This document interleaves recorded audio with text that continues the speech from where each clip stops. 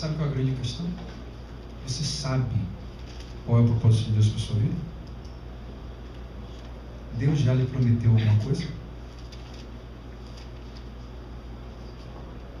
A grande desgraça do cristianismo é que nós não temos uma relação pessoal com Deus. E aí Deus não nos fala nada e nem nos promete nada.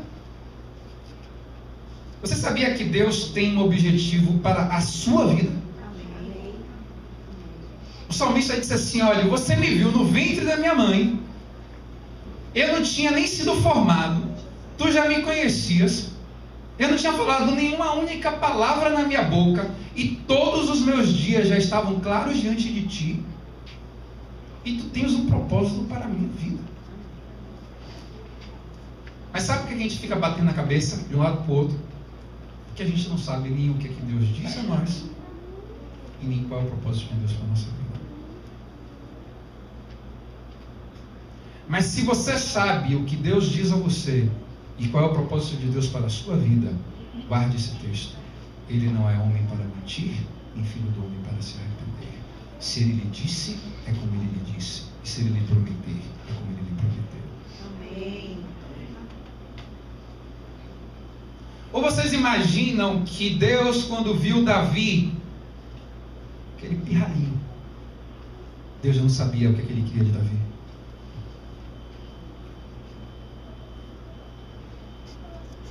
Ou você acha que quando Deus tirou Moisés lá de ser destruído, Deus não viu Moisés abrindo o mar vermelho? Vocês acham que Deus é como nós? Que não planeja as coisas, que não conhece as coisas, que é pego pelas conveniências da vida?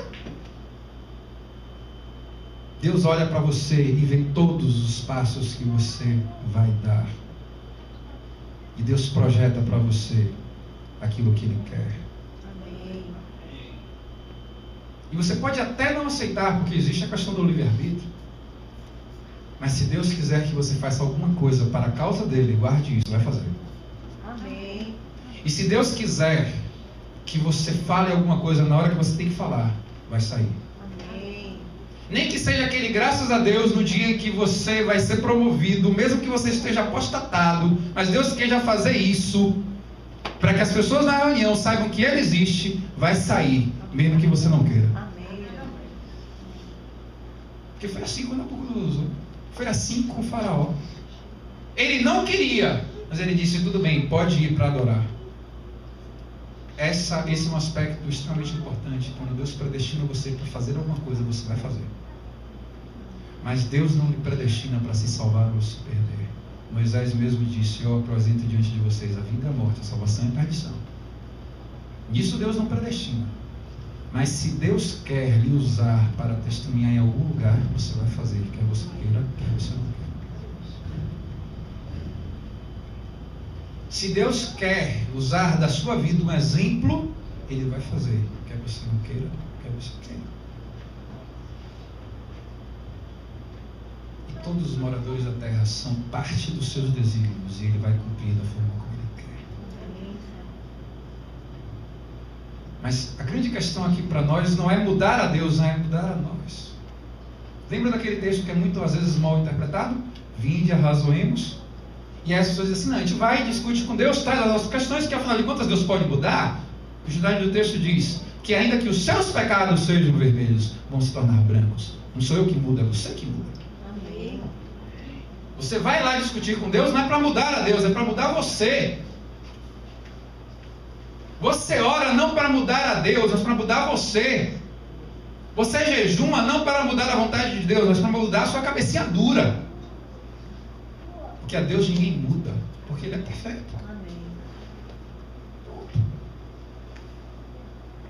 E quando Ele quer, Ele faz da forma como Ele quer. E quando Ele age, ninguém pode deter a sua mão. Deus disse: olha, esse povo vai ser abençoado.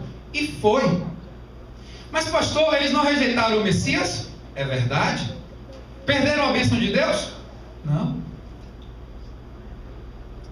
Ou você conhece alguém mais inteligente do que um judeu?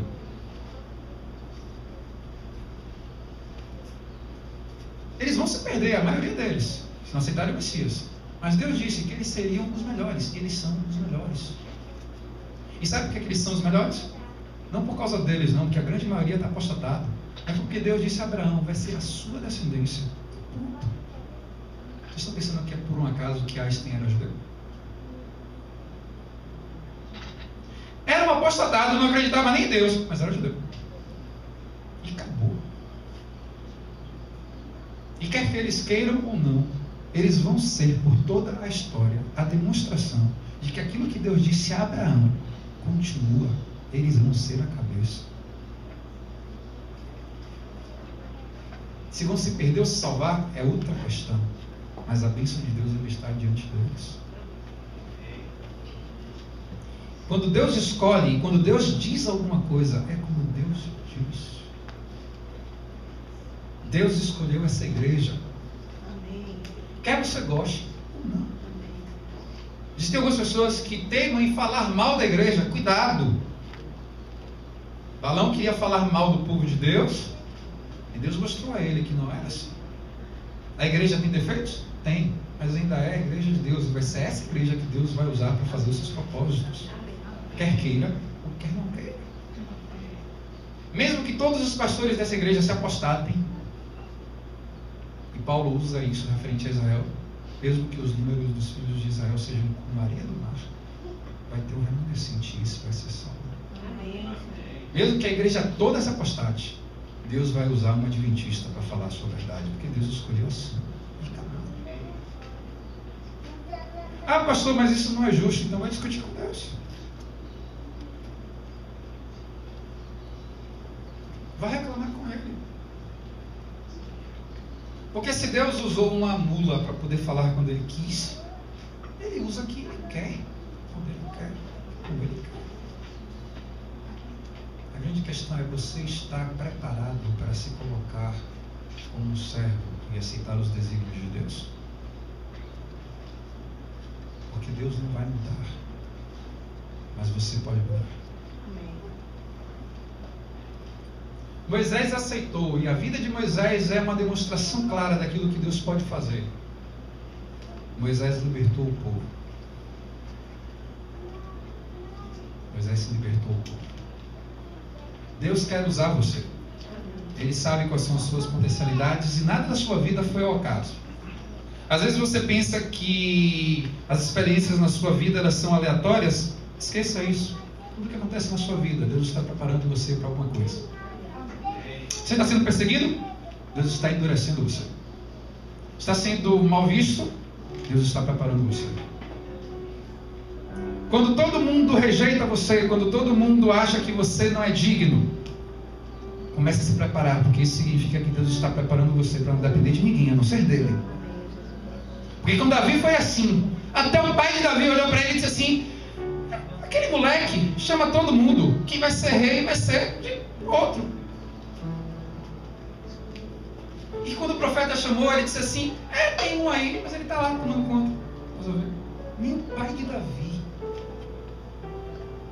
Seu pai não aceita você, sua mãe não aceita você, seu esposo não aceita você, sua esposa acha que você é um apostatado, seus filhos não lhe dão credibilidade, as pessoas na sua empresa não acreditam em você, mas Deus acredita. Deus sabe quem você é, Ele tem um plano com você. E as pessoas que mais são perseguidas são aquelas que Deus mais abençoa. Se Deus está permitindo que você seja mal compreendido, fique calmo, Ele também foi. Se está passando por dificuldades, Ele também passou. Mas Deus nos treina, porque Ele nos dá grandes obras. Bem-aventurado é aquele indivíduo a quem o Senhor treina, a quem o Senhor faz amadurecer. Nenhum atleta vai de um dia para o outro para a Olimpíada, né? Quantas e quantas horas é necessário para você ir na Olimpíada? Quantos e quantos dias de treinamento você precisa ter? Eu estou tentando ir para a academia tem uns 10 anos. E eu consigo ir 2 dias, depois eu desisto. Mas você já viu um atleta que acorda de manhã cedo e passa o dia todo treinando? O dia todo treinando, o dia todo treinando, o dia todo treinando, o dia todo treinando, para chegar no único dia ele mostrar quem ele é? Vai ter um dia que Deus vai fazer com que você mostre quem você é. É por isso que Ele está lhe treinando. Não esmoreça. A grande diferença entre o vencedor e o perdedor não são dias de treino, não. São minutos de treino. Isso é da vida espiritual. A grande diferença entre os grandes homens de Deus e os homens medianos de Deus e os pequenos homens de Deus, embora também salvos, é muito pouca. É muito pouco. O que está faltando para que você se torne um grande homem de Deus? Qual é o propósito de Deus para a sua vida? Eu queria orar por você. Quem está esteja falando algo hoje pela manhã para alguém que está perguntando: qual é o propósito de Deus para a minha vida? Eu quero saber. Eu queria que você se colocasse de pé, porque eu queria orar por você. Mas eu fico preocupado porque toda vez que o pastor diz assim, fique de pé, levanta todo mundo. E aí a gente aprende no seminário que tem a segunda parte da história, porque ela é mais difícil. Porque levantar, todo mundo levanta, tá todo mundo aí, que coisa linda, vem todo mundo aí, tá tudo certo. Mas tem uma segunda parte, sabe qual é? Se você realmente hoje quer saber qual é o propósito de Deus para a sua vida, porque você não sabe, eu queria que você viesse aqui na frente. Aqui agora é mais difícil. Porque ficar aí, todo mundo lá, sentadinho ou em pé no seu banco, tá tudo certo. Mas vir aqui na frente, e aí eu quero lhe propor uma coisa. Que não seja esse momento, não. Seja todos os dias. Acorde de manhã e diga: Senhor, o que é que tu queres de mim hoje? E você sabia? Deus tem um plano para você hoje. Ele tem um plano para você amanhã. Ele tem um plano para você na segunda-feira, quando você chegar no trabalho. E Ele tem um plano para você todos os dias da sua vida. Você só precisa saber qual é o plano. E se entregar na mão dele. E quando vierem as dificuldades da vida, não reclame, não, chorão. Deus quer fazer você campeão. É por isso que Ele está fazendo com que seus músculos sejam treinados. Com que você sue, com que você chore. Para que no momento certo você não precise nem suar, nem chorar. É exatamente a dinâmica que Paulo diz. Se hoje você me botar para correr uma volta no dique, eu desmaio no meio do caminho. Mas se você treina todos os dias, qualquer momento que eu lhe chamar, você vai sorrindo. Não é assim? Assim também é da vida espiritual. Deus está lhe treinando. Não rejeite o treinamento do Senhor. Vamos orar. Maravilhoso Deus, nosso Pai, obrigado, Senhor, pelo que Tu és. Nós somos frágeis e inconstantes. Mudamos com circunstâncias. Muitas vezes perdemos o foco, mas Tu és aquilo que Tu és, não pode ser mudado. Tu prometeste que esse seria o nosso Deus e Tu és o nosso Deus. Não importa, Senhor, quais são as circunstâncias ou os problemas, Tu continua sendo o Deus clemente, misericordioso e libertador. Nós então entregamos as nossas vidas nas Tuas mãos, porque Tu não podes falhar. E os Teus propósitos serão feitos e em breve. Tu não és, Senhor, como homem para mentir, por isso nós acreditamos na Tua palavra. E nem és o Filho do homem para se arrepender, por isso nós sabemos em que podemos confiar. Senhor, se existe alguém entre nós que está passando por alguma dificuldade, que Tu permitas que essa pessoa passe por isso, no limite que Tu queres, para que essa pessoa saia melhor do que está.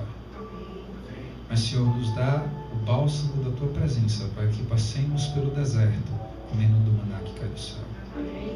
Perdoa, Senhor, a nossa falta de fé. Muitas vezes perguntamos como Moisés: Senhor, quem sou eu para fazer isso? E nos esquecemos de que quem dá sabedoria ao sábio é o Senhor. E quem dá poder ao poderoso é o Senhor. E quem dá entendimento ao entendido é o Senhor. Por isso, Senhor, estamos aqui diante de Ti, para que Tu faças de nós aquilo que Tu queres. Perdoa os nossos pecados, Senhor, como temos afastado de Ti. E guarda-nos para fazer o Teu propósito, para que no fim, quando entrarmos na terra que mana leite e mel, possamos dizer como Moisés: Tu és a rocha e os Teus caminhos são perfeitos. Tudo isto oramos não por causa de nós méritos, mas confiados em Cristo Jesus, nosso Senhor. Amém.